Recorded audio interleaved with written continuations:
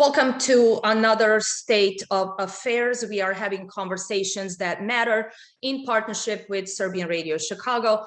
And I'm very pleased to introduce our new guest today. His name is Robert Kovic, and he is running as a Serbian-American candidate from New Jersey for his congressional seat, District 11. If I'm not mistaken, Robert, welcome to the program. Right, thank you.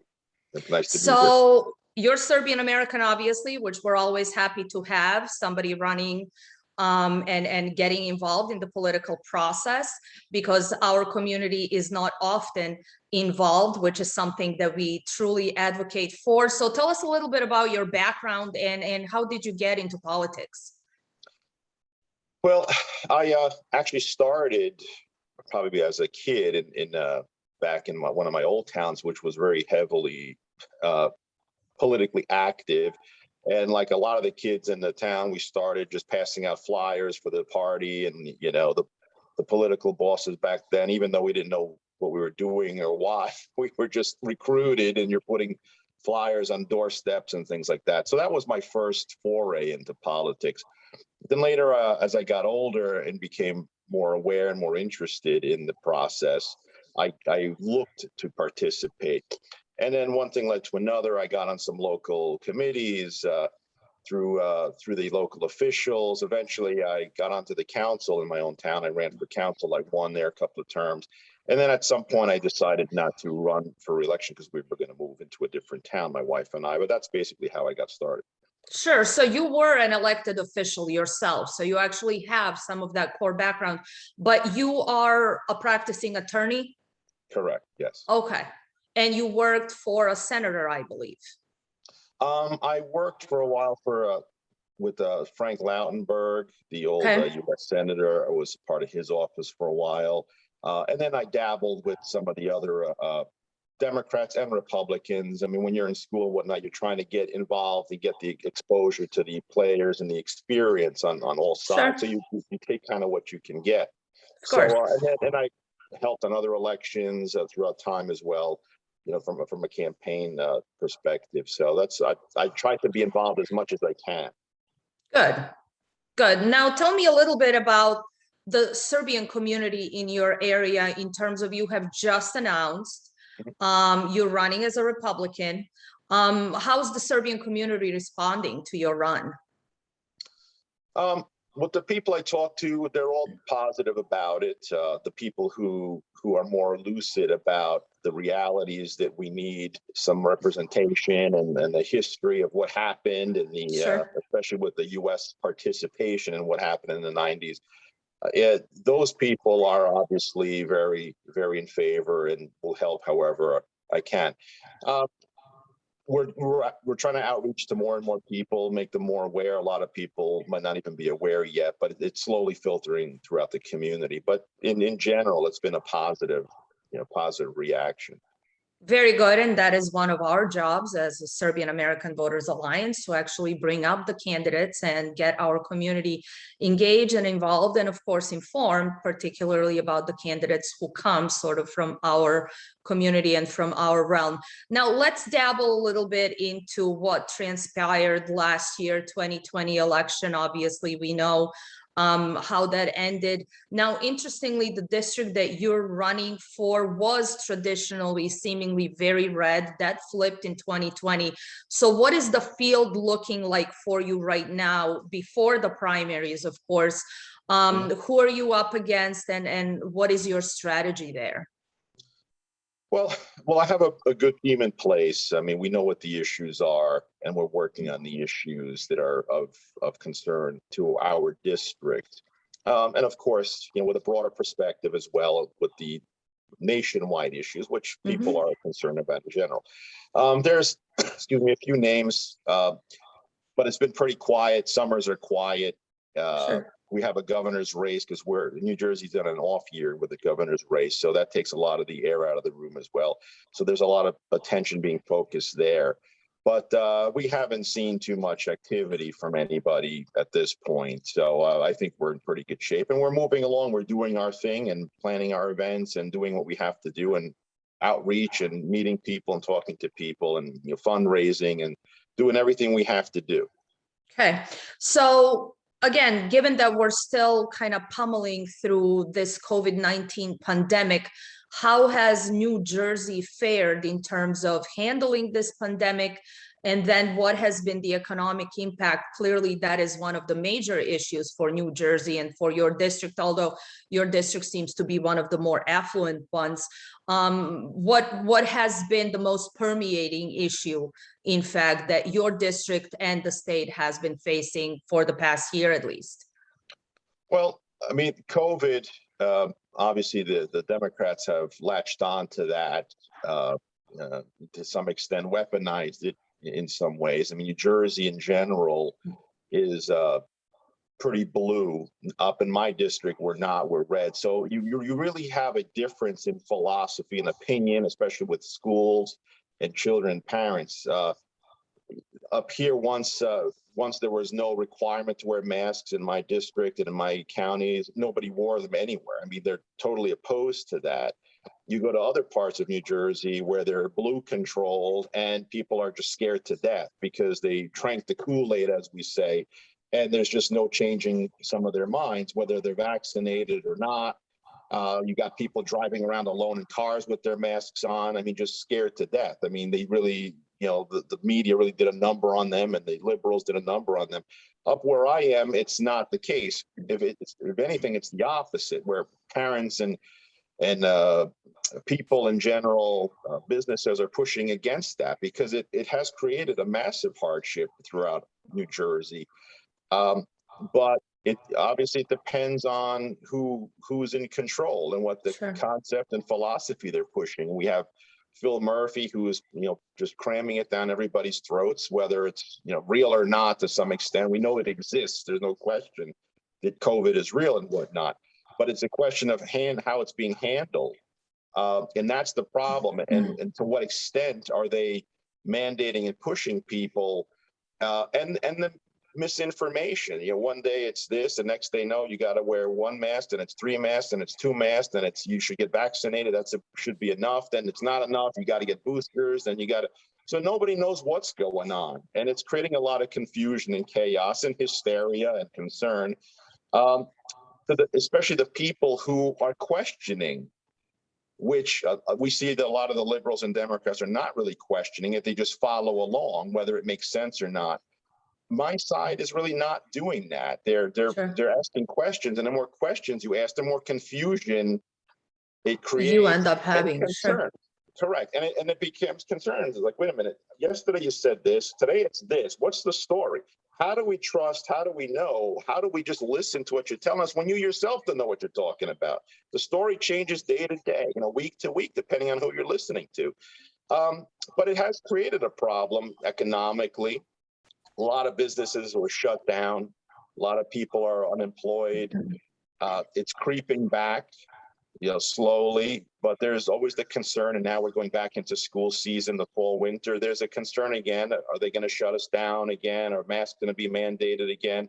And it's created a problem. There's no question about it. Economically, it's taken a hit. Now, you brought up schools and mask mandates.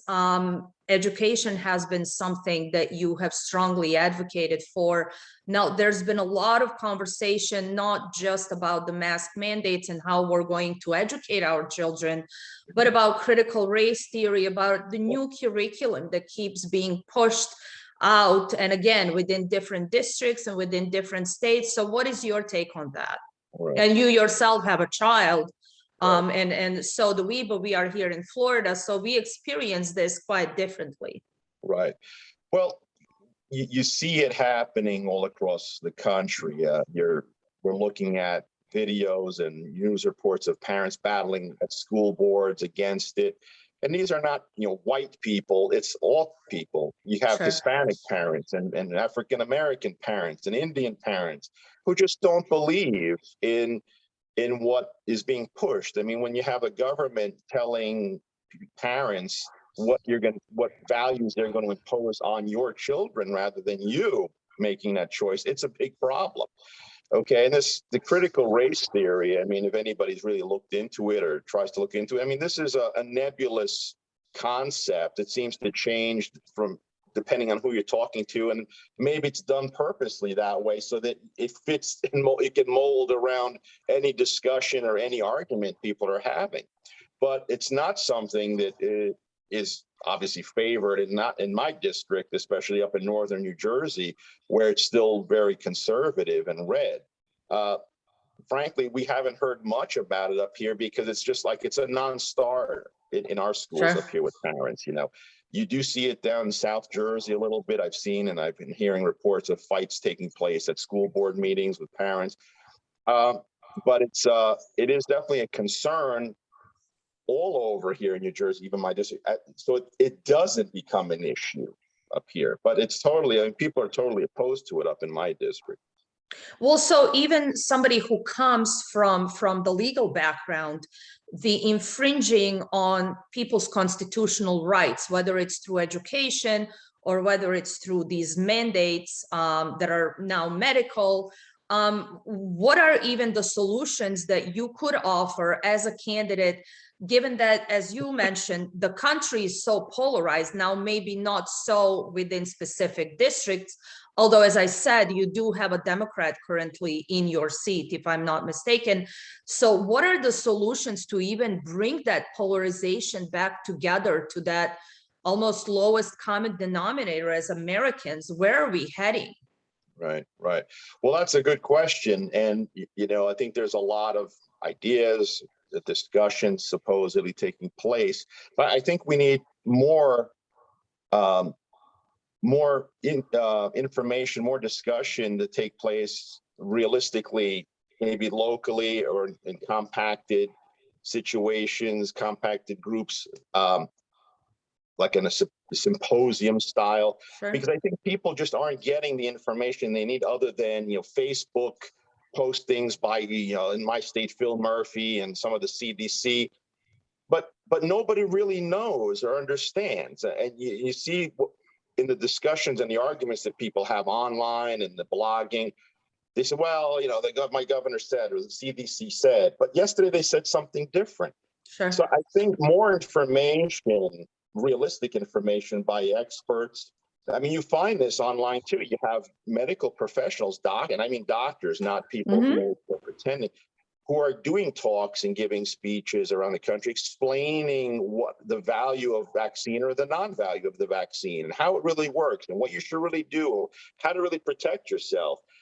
I mean, that's and you hear a very different story from these people as opposed to what's being pushed in our faces all day from the media and from the Democratic side and the liberals. It's a very different story.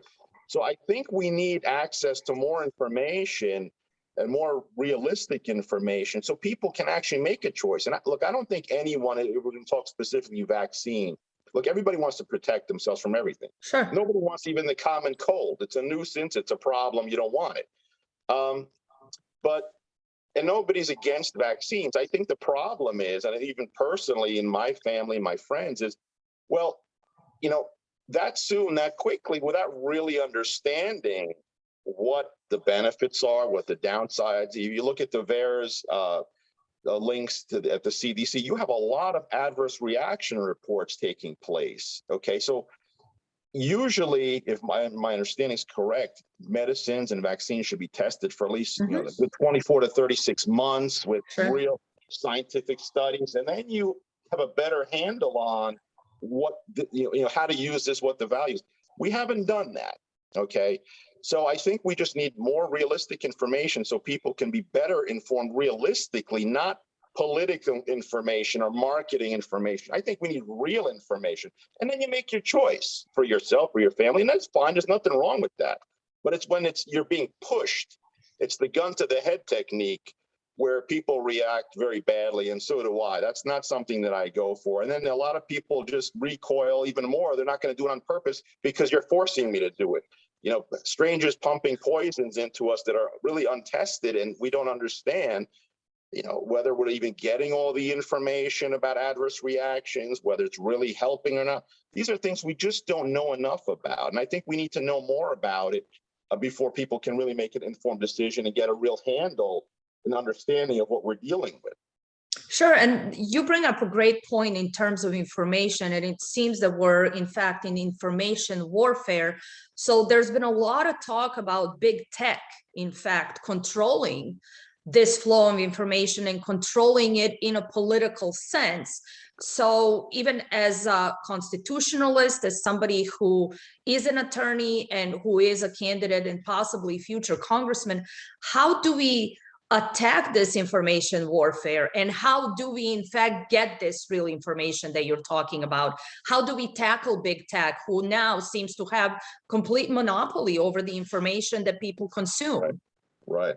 Well, that's obviously a big problem, and it's a problem I think that has not really been thought about as a possibility in years before, recently. People who come from or have experience with our ethnic background, who originate from Eastern Europe especially, understand very well what this is and what the signs are and the direction it's going. It sneaks upon you little by little, and you don't really realize until it's too late. Yes, how propaganda works. Correct, you're right.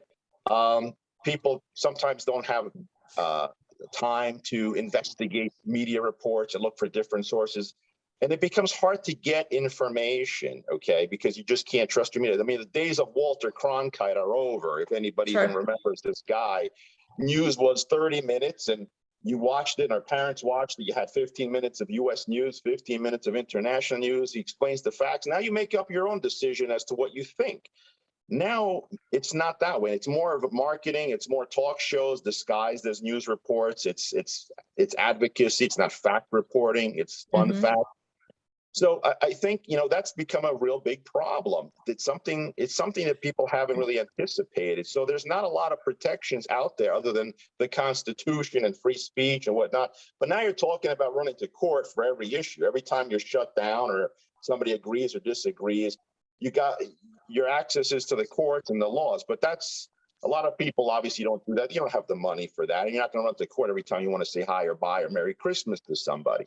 Sure. So it's a problem. And we need legislators to get in that are going to realistically deal with that and not be afraid to take on media and big tech, because you'll get shut down. So if now I run and say, well, we got to, fight XYZ media company, of course they're going to favor my opponents. Rob Kovic won't have a platform to stand on. They'll shut me down. And that's the way it goes. But so we need people who are not afraid to take them to the mat and address the situation, whether it's through regulations, whether it's through laws, whatnot. But something obviously needs to be done. And access to maybe other types of media. I know there some conservatives have been trying to put up websites, postings, and whatnot, but they're having problems getting access to the web because that's also being controlled by big tech companies, and they're all working together to prevent other people from coming into the market to get information out. It's information control, and as you know, controlling information when you're doing a coup d'etat or you're taking over a country, or whether it was information, is the number one thing you want to take over quickly, because that's it. That's everyone's source of knowledge and what's going on a day-to-day basis. And if you control that, you control minds. That's sure. And that's a great point. Somebody said something to me the other day that keeps kind of hovering over me. Narrative today is more important than bullets. And that's precisely to your point. Correct. It doesn't really matter even if you win militarily or not. It's the narrative and it's the public opinion, in the court of public opinion, where you stand. But again, you bring up something interesting, and this may be a difficult question to answer, and it's something that I ponder upon consistently. So we're looking to elect candidates, let's say in 2022, 2024. But what we've seen so far, first of all, people, I think from 2020, on both sides of the aisle, they've lost a little bit of that belief in our electoral system. Whether it's justifiable or not, we can have that discussion later. But at the same time, what we see is, aside from our elected candidates, there is this unelected bureaucracy that seems to be in fact running the country, that seems to be mandating things. So how can our elected officials that we may want to elect and we believe in dismantle the unelected bureaucracy, which some have called the deep state or the permanent bureaucracy, I tend to call it?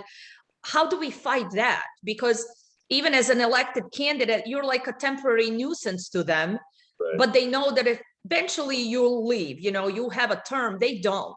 So we've seen that through now this pandemic. We've seen it through foreign policy, and we'll get into foreign policy specifically.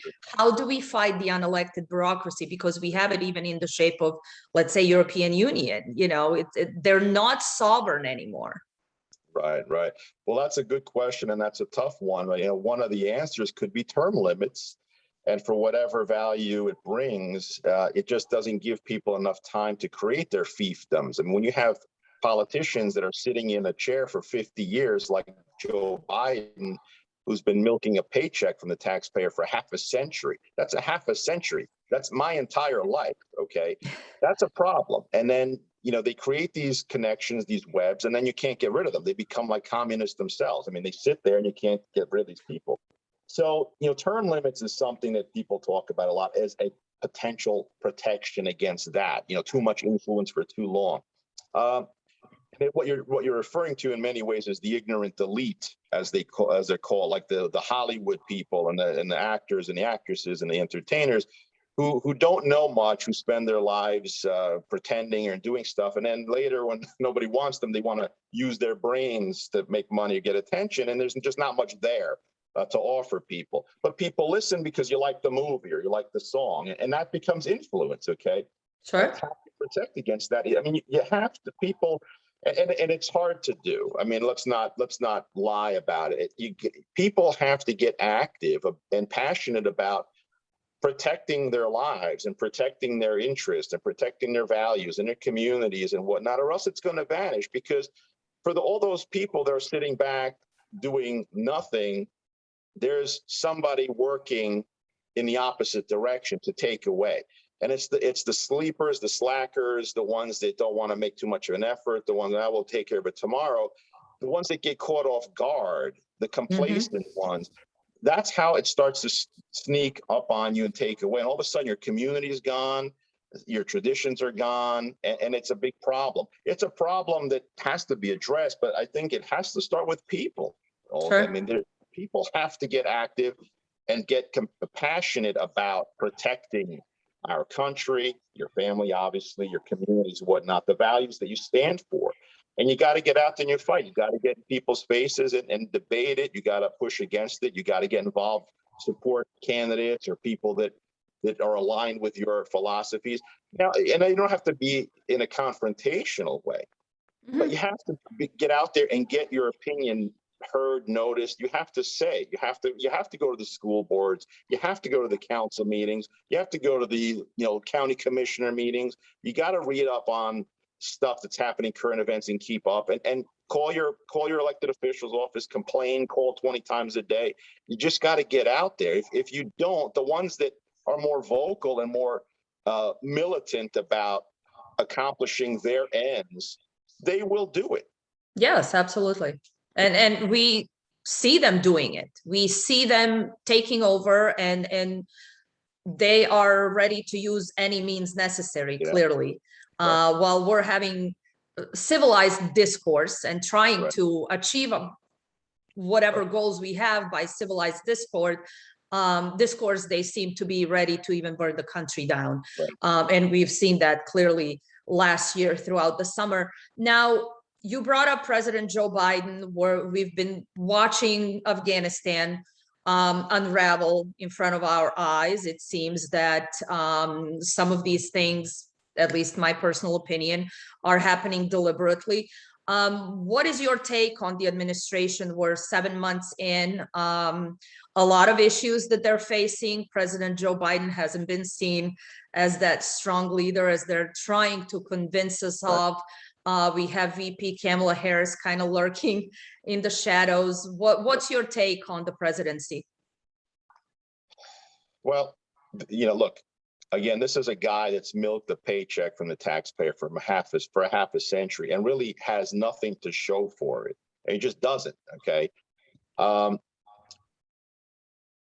He has pretty much in 7 days after was inaugurated, pretty much turned the country completely backwards and pretty much destroyed every bit of progress that was made over the past 4 years or so. It's just a reality. And remember, this is now the proclaimed foreign policy guru by the Democratic, okay, boom, boom, Biden, who was the biggest advocate for bombing Serbia back in the 90s. Absolutely.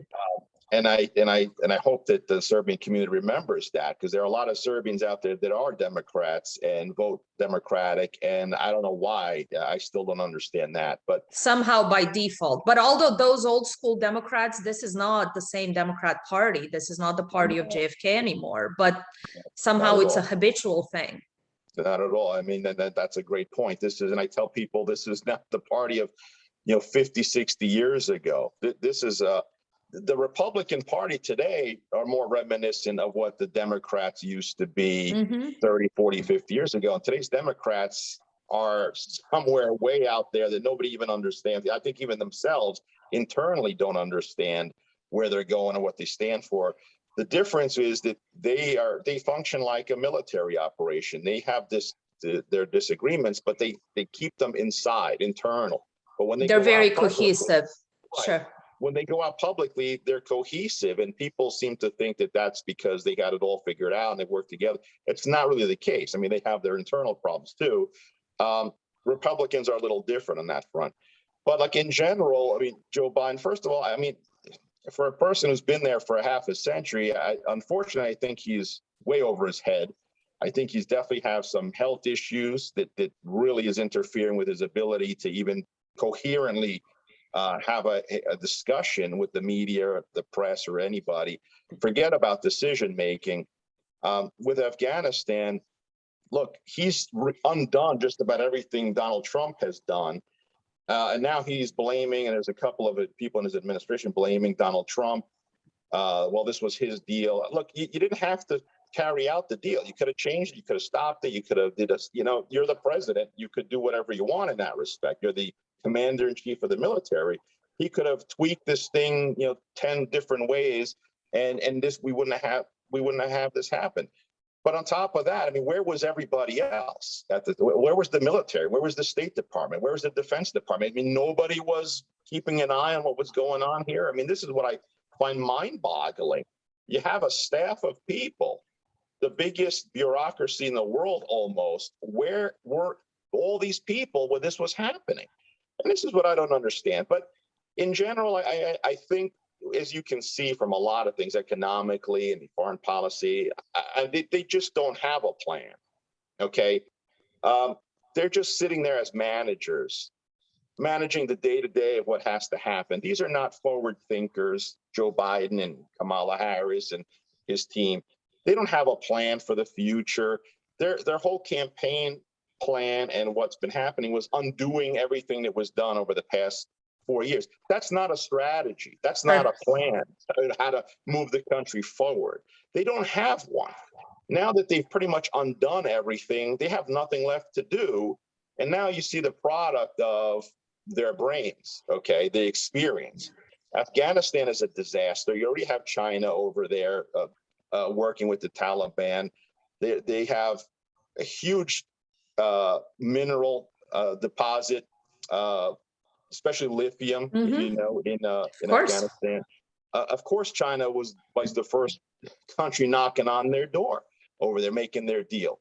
Russia, so we'll see how that plays out. But the whole thing was just a disaster. Now we don't even know how many Americans stranded over there. I don't even know if there's a plan to get them out. I mean, they're being blamed for not reporting their whereabouts to the government. The last soldier has left. The last airlift has left Afghanistan. So that's now over. And, Joe Biden doesn't even want to answer questions anymore about Afghanistan. He basically shuts reporters down. And, it reminds you of what would have happened if this was Donald Trump, just ignoring and walking away from reporters. it would have been a scandal. Like, the guy used to wish people Merry Christmas, and then media blew up. He's a racist, he's a fascist, because not everybody celebrates Christmas. How could he say that?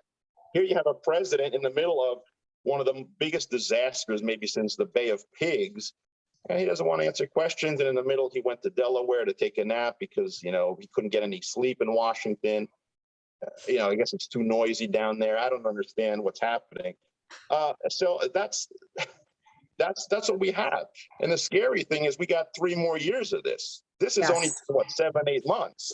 What's going to happen in 3 years from now? I don't know. It's very scary, and a lot of people are concerned. Now, great point in terms of foreign policy. And as you said, he's been there for 50 years. He's been wrong on every single foreign policy decision that has ever been made. And of course, that always, as a Serbian-American community, that brings us back to the Balkans. And we can argue that, in fact, this blueprint and this type of foreign policy trajectory almost started in the Balkans and was tested there. And the blueprint was then applied around the world. So starting with the Clintons, although we've had some of that intervention prior to the Clintons. But looking at the Balkans, and something that I spoke about recently was the decision to now fly these vulnerable Afghanis who were clearly helping NATO and helping our US troops, but now to fly them and to temporarily at least rehouse them in quote unquote Kosovo, Albania, North Macedonia.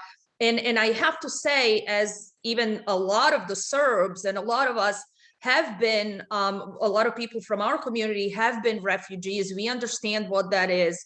We sympathize with human suffering. However, there are other ways to do this. Now, flying these most vulnerable Afghans into the underbelly of Europe that is impoverished itself, that isn't that infrastructurally developed, is that the best way? And on top of them, we're of course going to fly them to the United States, but we have our own migrant crisis on our southern border. Are these people vetted properly? Do we know that whoever was getting onto these airplanes, that they have been vetted, versus now we know that there's some Americans still left over? So what was the priority there?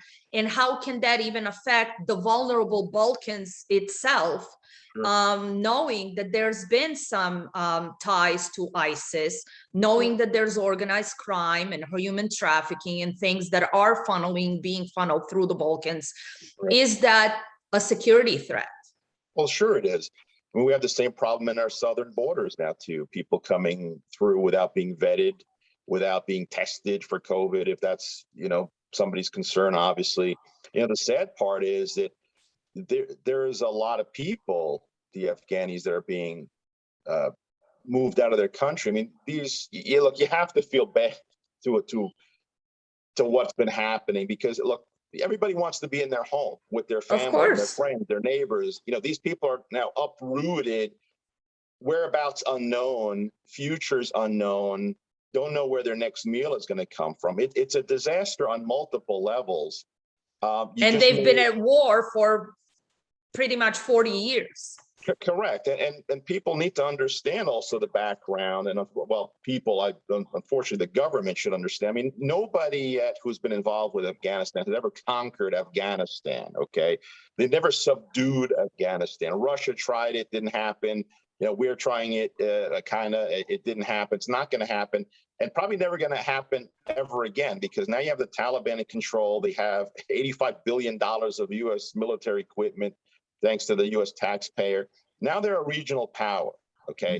You will never get back in there again to accomplish just about anything. Okay. And now they got smart, because it's not just force. Now I think they also learn diplomacy. They learn how to play the political game.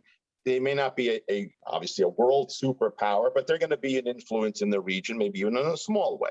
Okay, you got Iran there, you got China on their border. China's already there, trying to work out certain deals with them, resources and whatnot. So it's a sad problem for people. They're not being vetted. Okay, they're being whisked out of there quickly. Where they're going, it's all over the place. You don't know who's in the mix of those people. Yes, there's women, there's children, but there's other people as well, unfortunately.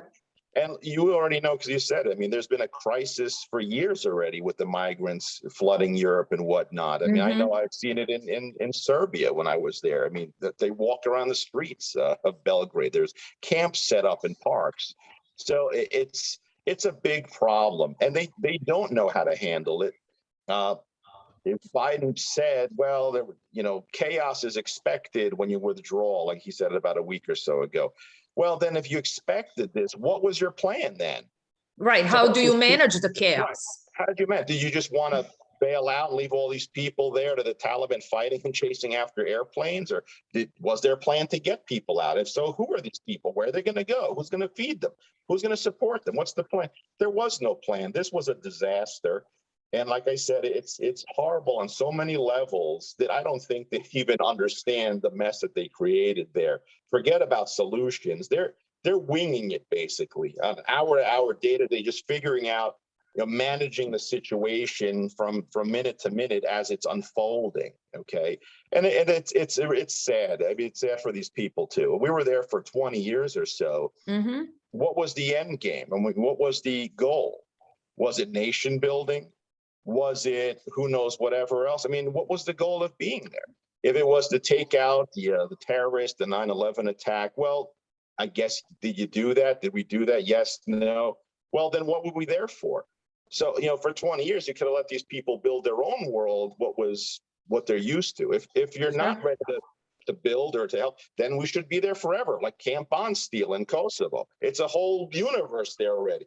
So if you really wanted to help these people and you wanted a presence in the area, you could have just stayed in Afghanistan to help build that out and create better ties with the U.S., the military co-op.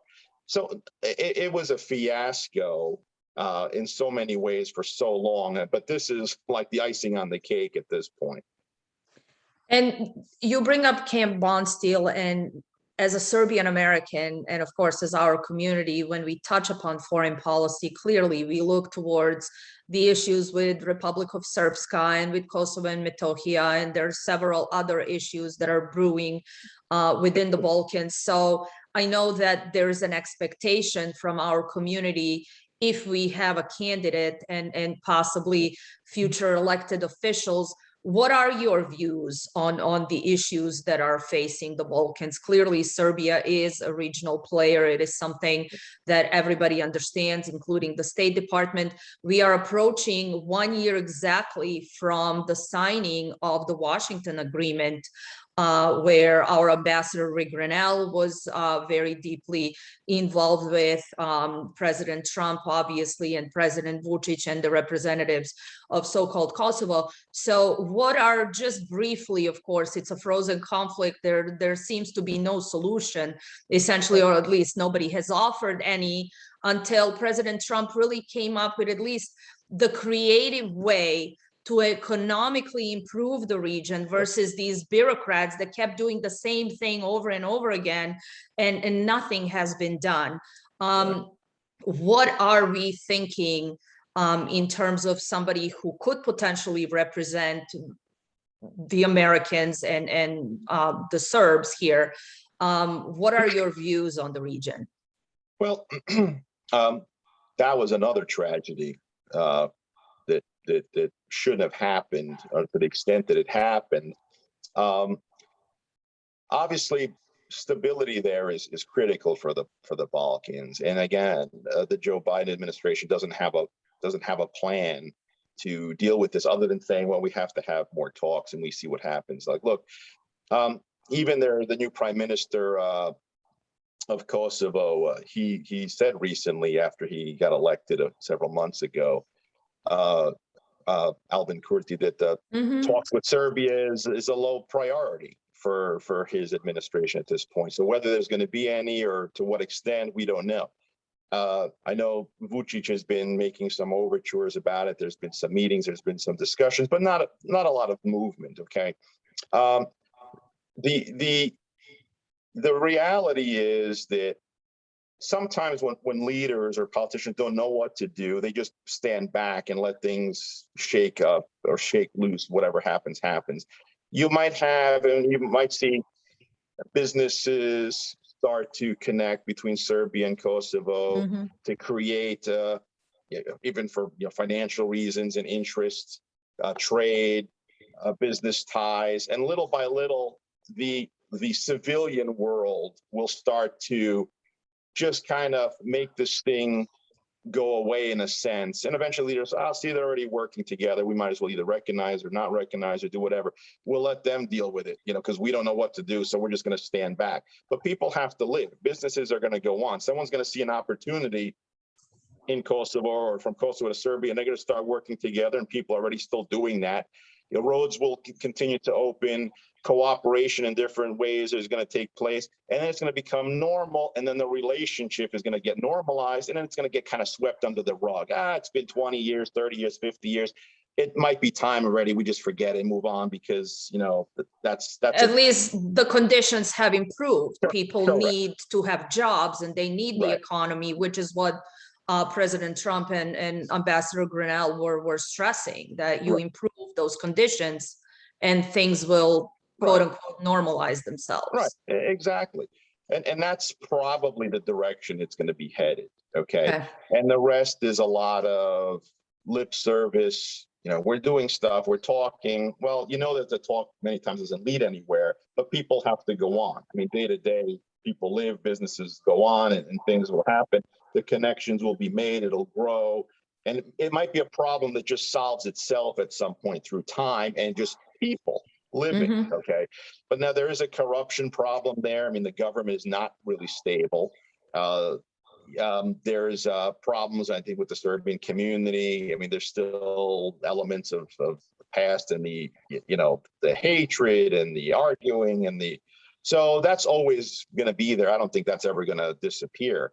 But I think that if stability is created, at least economically, people tend to feel better, and you kind of look the other way on a lot of these other issues. Okay, if borders open and they can travel and people can pass through there, going to the Montenegro to the shore instead of traveling in the roundabout routes, and again, it gets normalized. And like I said, it's probably one of those situations where a problem that's going to solve itself to some extent just through time, generational replacement, better economic ties, visiting, some tourism, things like that. And then you're going to kind of do the work for the politicians who were paid to solve the problem. They're probably going to wind up solving it on their own. Sure. And then even aside from Kosovo, we're seeing some pressures on the Serbian community and the Serbian Orthodox Church in Montenegro, and then the pushback within Bosnia and Herzegovina on the Republic of Srpska with the special representative sort of again mandating laws. So we have a lot of that white noise essentially, as you said, that's coming from the international unelected bureaucrats and international factors that clearly haven't been really able to solve anything. So looking towards at least that stability, and certainly Serbia is leading in that regard. But how do you see, one final question, in terms of, at least there's been a lot of conversation, and you brought it up, of diaspora, although I try to not use that word diaspora. Sometimes it has certain political aspects to it, but for the purpose of this conversation, Serbian-American diaspora having some of that political involvement and sort of communication and influence between what's going on over in the Balkans, and then having that voice and influence here that we really haven't had for the past 30 years, where we've been isolated. And especially even here, we've been isolated from our political process, which is exactly why we're doing this and talking about these things. Sure. Well, I mean, that's a good point. I actually was speaking to a Jewish organization a couple of weeks ago, and then talked to some of the members afterwards and whatnot.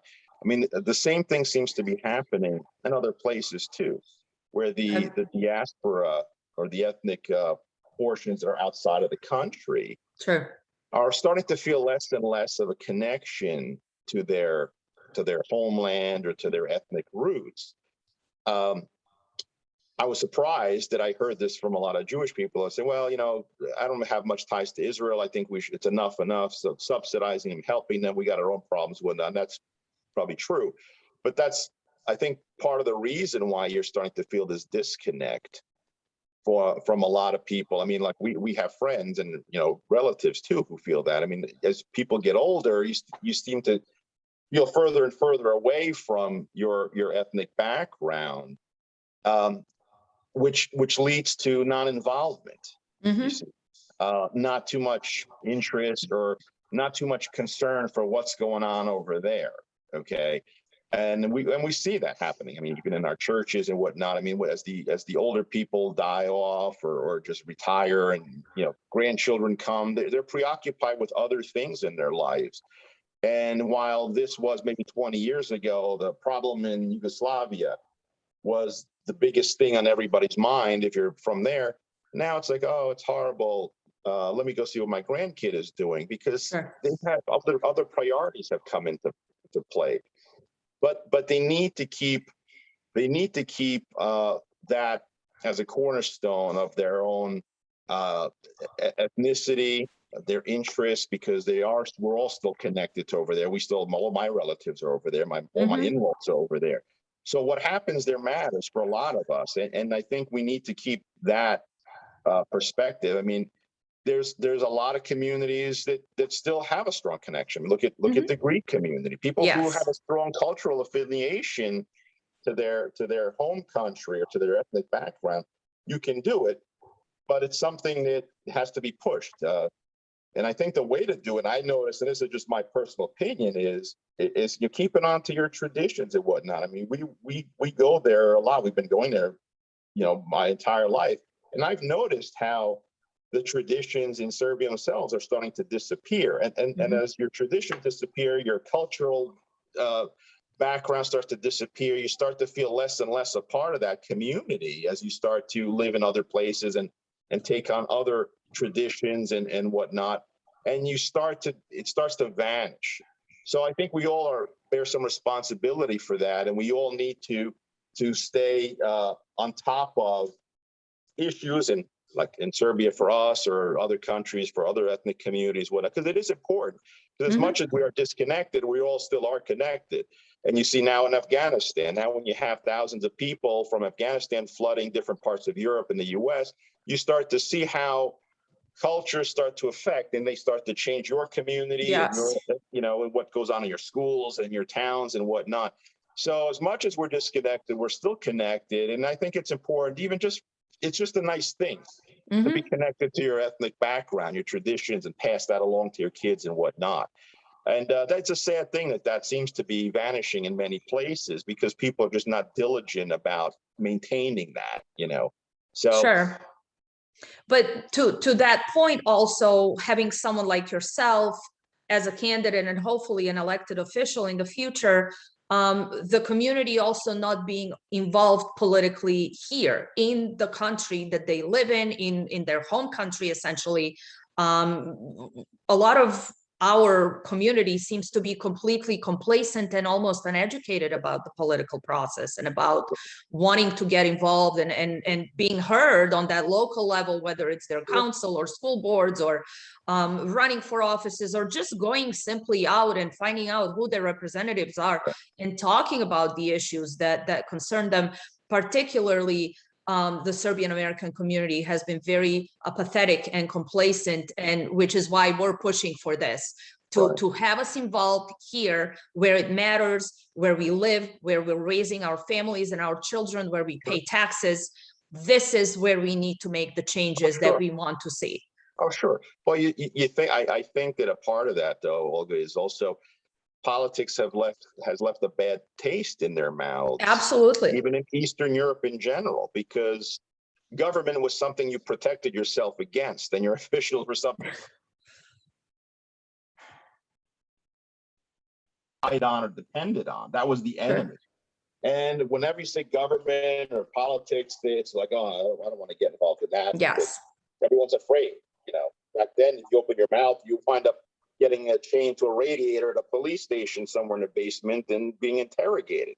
You know, so that left a bad taste in everybody's mouth. So that takes time with, I think, generational replacement and educating people, like you said, the younger generation, to understand that you can make a difference if you get out there and participate. Absolutely. And you should too. This is And you should. You're a taxpayer. You should be out there. yes, you should have your voices heard, and that is why we're here. Anything that we might have missed during this interview and you would like to stress, whether it's about your campaign or platform or just in general to our American audience and of course to the American Serbs. Right. Well, we can, if you have time in the future, we can always come back. Absolutely. Touch on more subject as my campaign unfolds and as the world unfolds and events. I mean, I'm sure there'll be more and more things to talk about. But I would encourage our community to get involved, the Serbian community. It's important. I do encourage conservatives and Republicans to get involved, check out my campaign, have faith that there are people out there, good people who really do want to get in there for no personal interest, but to try to make things better, to bring their experience to bear, to bring their education to the table, offer it to the country, to your district, in the hopes of making things better. There are still people out there who do care and are doing this for the right reason to try to make things. Good. I well, consider myself one of those people. Wonderful. And we'll certainly be in touch. We're going to follow your campaign. As I said, we're very happy that we have an American Serb now in the game running, although we have a few others, as I said, candidate for our Attorney General of Arizona and candidate for Senate, Mark Brnovic. He is of Serbian origin. Sean Purnell in Pennsylvania. His grandmother is Serbian. We have Christina Irwin out there in Los Angeles who is running for city council. So our community is slowly getting involved, and I think that's a very, very positive thing. We're going to work together to get them more engaged, more educated. We're going to set up teams and make sure that we get some support out there for all of our common goals. Thank you for being with us today, and we're certainly going to be in touch. Thank you very much.